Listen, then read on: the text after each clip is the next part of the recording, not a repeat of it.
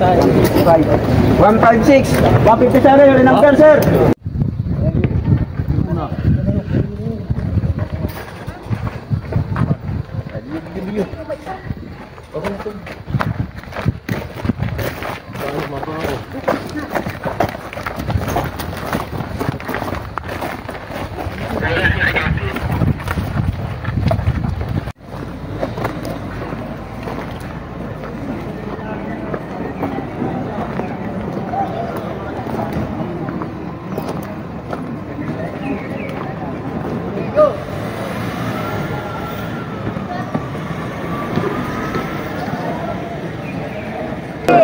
Magandang hapon, no? Napalitaan nyo ba ang earthquake sa Russia? 8.8 magnitude. So, parang napalitaan namin umabot yun dito sa atin kahapon. Galing na. Pero hindi ko naramdaman. Kaya isa tong paraan na to para maging fully aware tayo sa lahat na nangyayari. Kung ano ba ng mga meron tayong tinatayong building, dapat alam nyo kung saan yung mga evacuation area. Kung saan yung tamang exit. Kaya nandito kami mga safety officer, lagi nagpapaalala sa inyo ano ang dapat at tama ng gagawin. Kasi kailangan umuwi tayo rito sa bahay natin na ligtas. Wala nangyayari sa atin buong katawan natin. Maraming na aksidente pagdating sa construction site dahil napakataas ng hazard na risk. So sumunod ba tayo sa patakaran ng safety? Wala tayong aksidente. Panigurado yan. So yun lamang po at maraming salamat.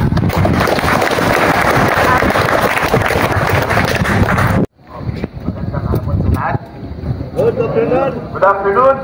Good afternoon. So, yun. Number 1 rule, dapat lahat gawin. Hindi lang sa drill. Okay? Kundi dun sa actual or the real deal. Kaya, meron tayong earthquake na nagaganap. Ano yung mangyayari kapag may earthquake? Ano yung first warning na nalaman natin kay safety kapag may earthquake? Wang-wang. Okay? So, lahat ba nakarinig ng wang-wang? Yes, sir. Okay, so lahat aware na may earthquake na nagaganap. So, drill lang to. Okay. Number 2, anong gagawin natin? Alam ba natin kung saan tayo pupunta? Yes, sir. Okay. 20 points. So, number 3, lahat ba Hardat. Yes, Yes. Yes, okay. Number 4, tama ba yung pagsuot natin ng hardat? Yes, sir. Kailangan nandito. Dito. Kasi ako basta hindi naman ako galing sa science. So, pero tama pagsuot ng hardat, sabi niyo, kasi kapag kalimutan mo tayo, may chance na mahulog. May chance na magdala tayo sa hulog. Okay? So, yun yung purpose ng traffic. Ang hardat natin. Hindi ko napapansin nyo pag umakit ako nag-distract ako dyan.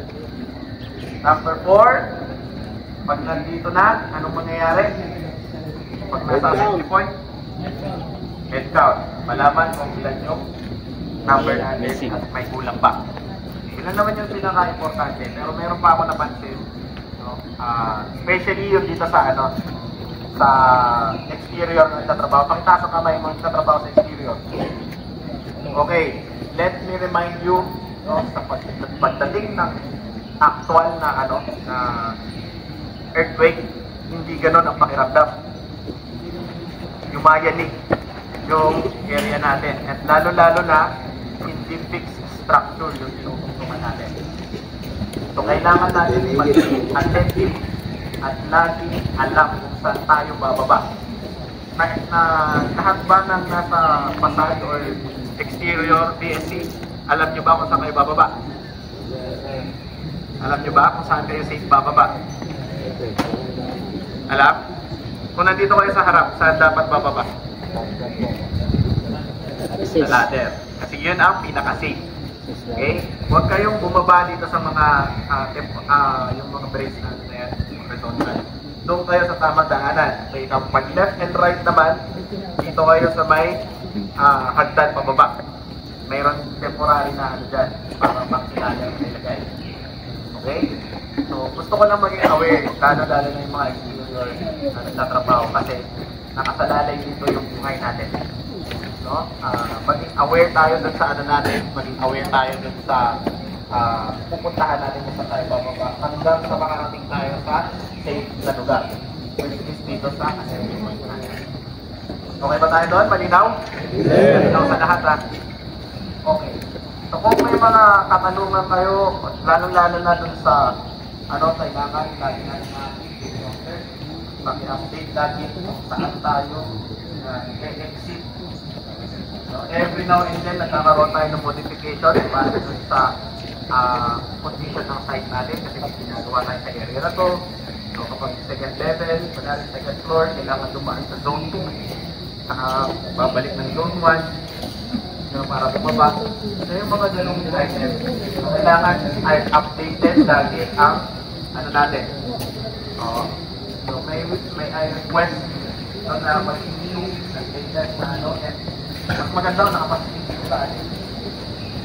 Nakapasigil dito sa harap natin para kapag may nabago doon sa lahat ng mga workers, bago kayo umakyat, tignan nyo kung saan kayo dadaan. Saan dapat dadaan natin. Safety officer, magbibigay na mga updated na flow ng natin para hindi tayo nagbabanggahan sa site. Okay, malinaw? Yes. So, thank you so much sa pag-participate and hopefully, may darating sa atin hindi naman natin ina-expect na sobrang ma-absorb nyo, pero at least mayroong pumasok sa atin ngayon na ma-relate na pagdating sa actual na actual na situation, alam na natin yung gagawin natin. Okay? And higit sa lahat, magtulungan tayo. May nakita tayo, medyo nadapa, tulungan natin. Tulungan tayo dito. And yung safety gears natin, number 1. Okay? Next time, wala na ako makikita na magbaba, nakahawak sa helmet, sa hard hat yung kamay ha. Kasi hindi maliligtas ng kamay mo yung hard hat. Okay? Yung hard hat ang magliligtas sa'yo. Hindi mo kailangan ilagay. Malamang naglalagay kayo nito kasi hindi siya nakastrap. Okay? So, dapat nakastrap siya para hindi siya. Okay? So, thank you so much and mag-ingat tayo lahat.